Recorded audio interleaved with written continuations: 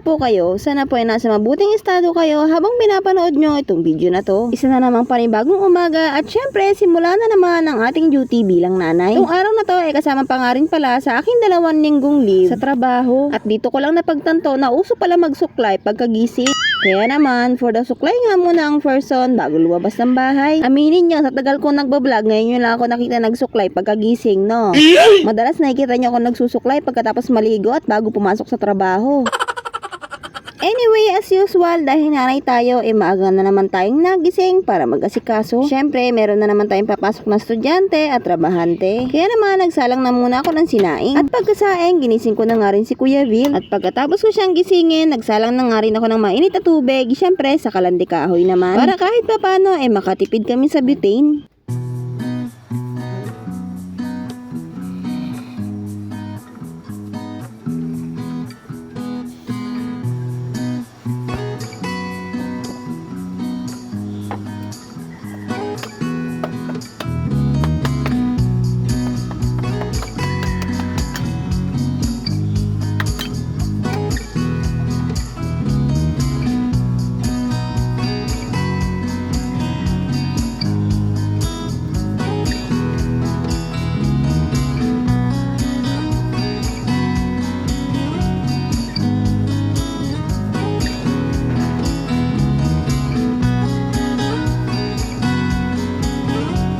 Pagkasalang ko ng mainit, eto nga si Kuya Vil at bumababa na rin para mag-give kahit na medyo madilim-dilim pa. Nilabas ko na nga rin pala yung natirang tosino at saka hotdog. Para kahit pa paano mamaya paglulutuin ko na hindi na nga siya ganun kalamig. Pagpasensyaan nyo na nga pala yung aking ref kung walang laman. Malalamanan ko rin yan pag nagkaroon ng extra.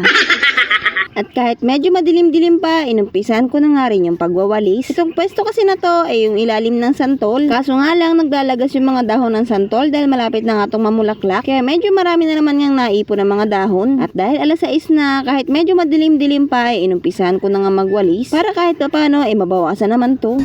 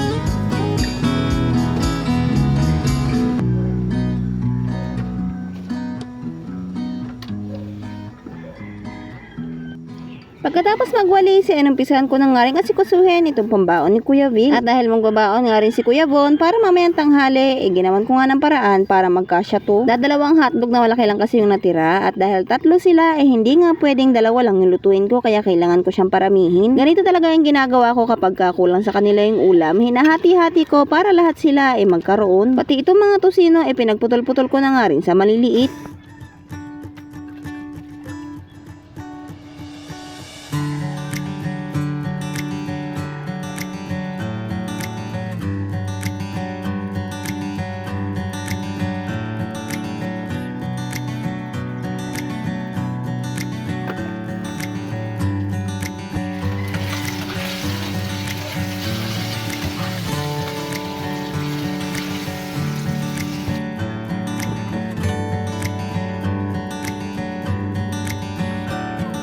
Pagkatapos ko maasikaso yung pambaon ni Kuya Vilt, nagtimpla na nga rin ako ng kape namin ni Bossing. At habang nagkakape ako, nagduyan-duyan na nga rin ako. At maya-maya lang din, nakapag-asikaso na si Kuya Vilt at umalis na nga rin siya papasok ng school. At dahil nakaalis na si Kuya Vilt at nakapagkape na ako, umpisa na nga para mag-asikaso. Una ko na nga ginawa, nilabas ko muna yung mga na-dryer ko at naihanger ko na para naman medyo mainitan dito sa labas.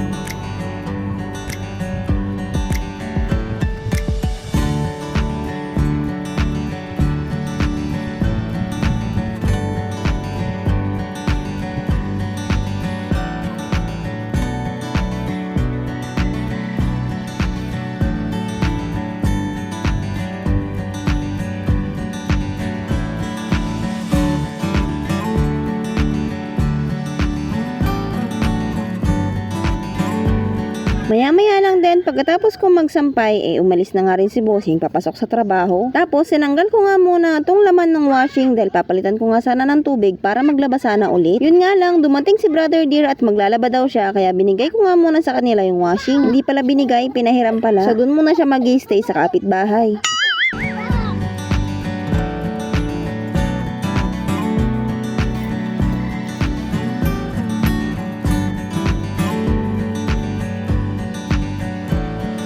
Dahil hindi naman ako makakapaglaba at wala nga kaming ulam, ay pumunta kami muna sa tabing dagat para manguha ng aruset. Namiss ko din talaga yung mga gantong senaryo na kapag wala kaming ulam, ay pupunta nga lang kami sa tabing dagat at pupunta sa batuhan para manguha ng mga shell at ng aruset. Sa iba, ang tawag sa aruset ay lato. Paborito ko to mula nung bata pa ako. Kahit na medyo kainitan na, ay pumunta pa nga rin kami kasi nga ito yung gusto kong ulamin para hindi na nga kami bibili. Gusto rin naman to ng 2 bulinggit kaya pumunta na nga kami.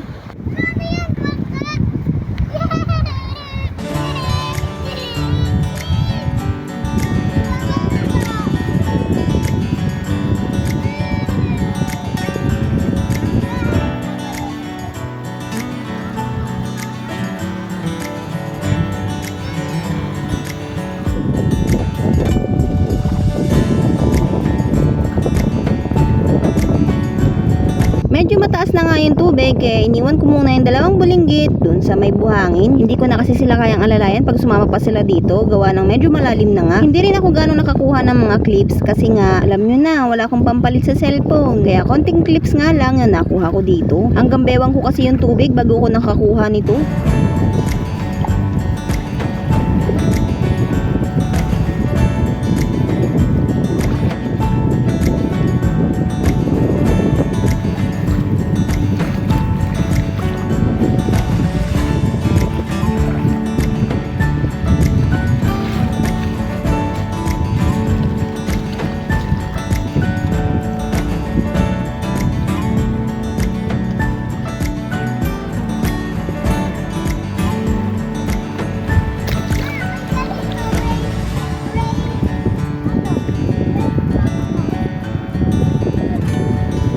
Tara na. Tara na, mag-aras na sila. Papasok ka na.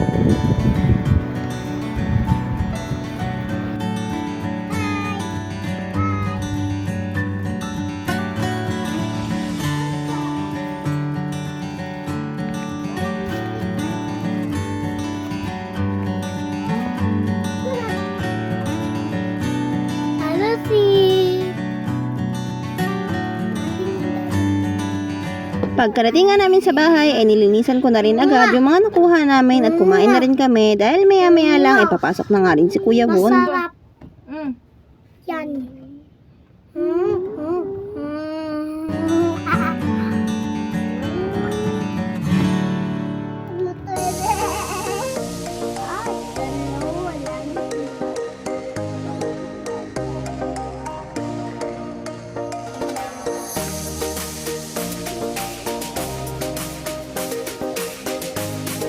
Pagkatapos namin kumain, naligo na nga rin kami at ninesikaso ko na yung babaunin ni Kuya Von at diretso na nga rin kami naglakad papasok sa school. Masipag talaga kaming maglakad kasi sayang pa yung pamamasahin namin, pambili na nga lang yun ng tinapay ng mga bata.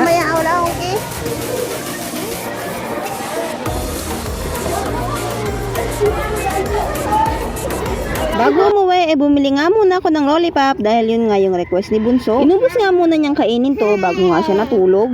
Yay, candy. Yay, candy. Masarap.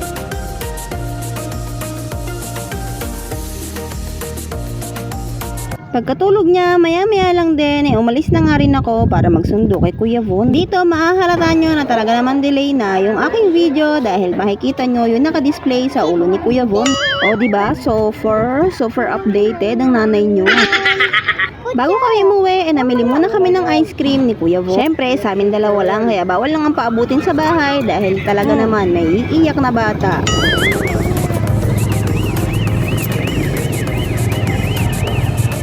At habang kami naglalakad, naisakay nga kami ni Brother Dear, kaya naman mas napadali yung aming pag-uwi.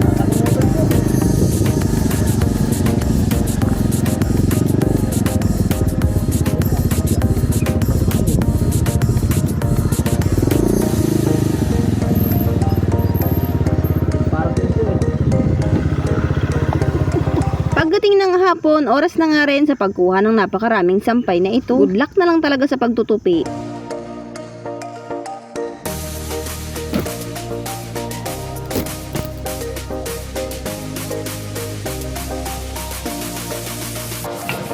At dahil paggabi na naman, oras na naman nga sa pagluluto ng hapunan. Namili nga pala kami ng upo at hahaluan lang din namin ng sardinas.